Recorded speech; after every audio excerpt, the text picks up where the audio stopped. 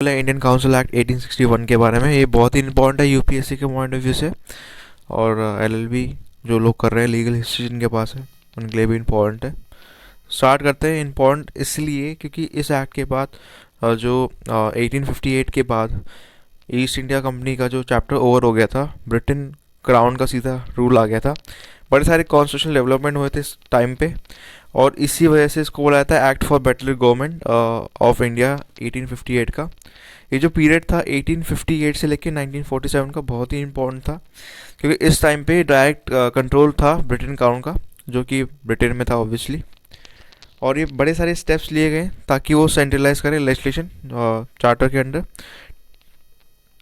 पर वो एडुकेट भी थे, बहुत ज़्यादा इनएडुकेट थे। इसके अलावा यहाँ पे जो इनकोपरेशन है नॉन ऑफिशियल इंडियंस का, यूरोपियंस का, वो देखा गया। इससे पहले इंडियन ऑफिशियल्स नहीं होते थे।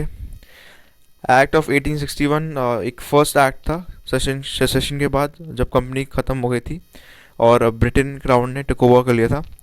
इस एक्ट ने बड़ी सारी चीज़ें चेंज करी, जैसे लेजिस्लेचर काउंसिल जो है कॉन्स्टिट्यूशन और वर्किंग में।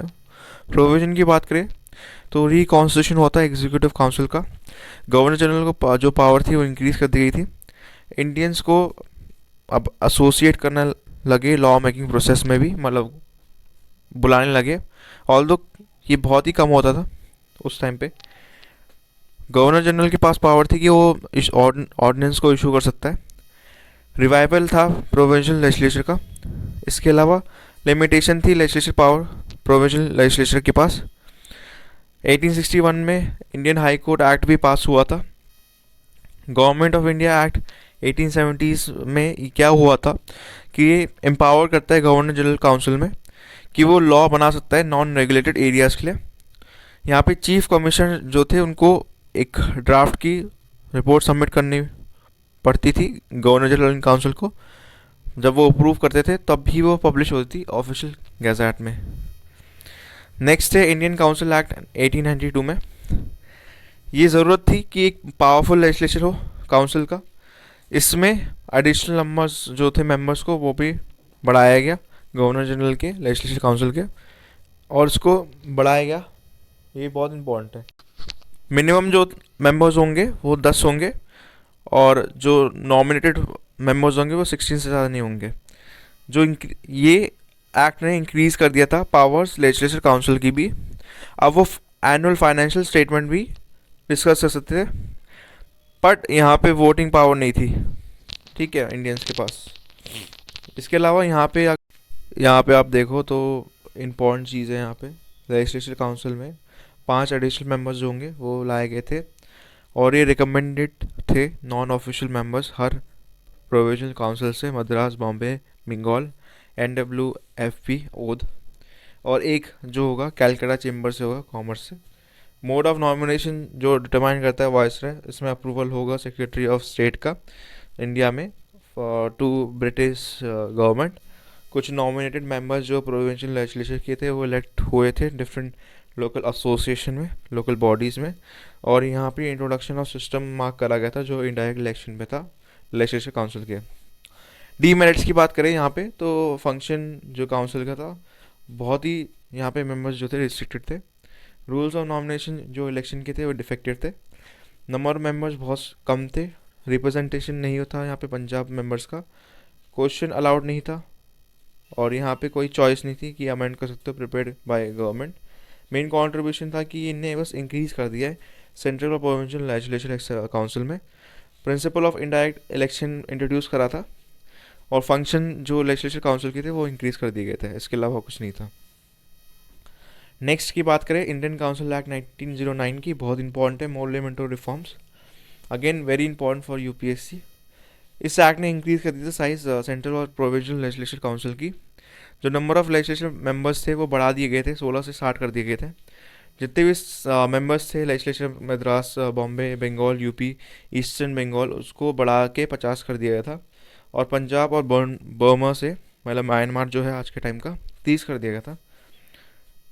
एलसी के पास ये कंटेन कर दिया था members of executive council viceroy पे।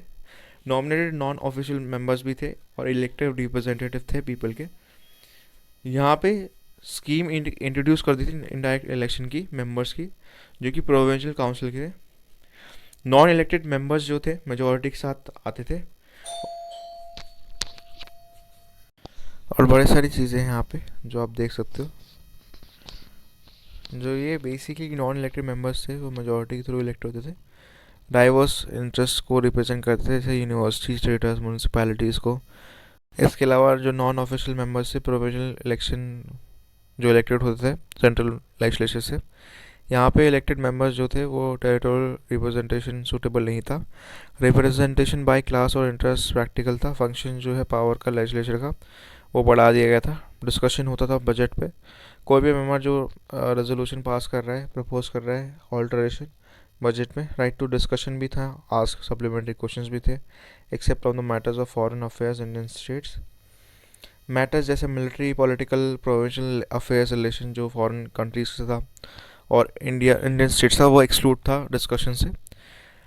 मतलब जो मेजर प्राइम टॉपिक्स है वो डिस्कशन से रिमूव कर दिए गए थे।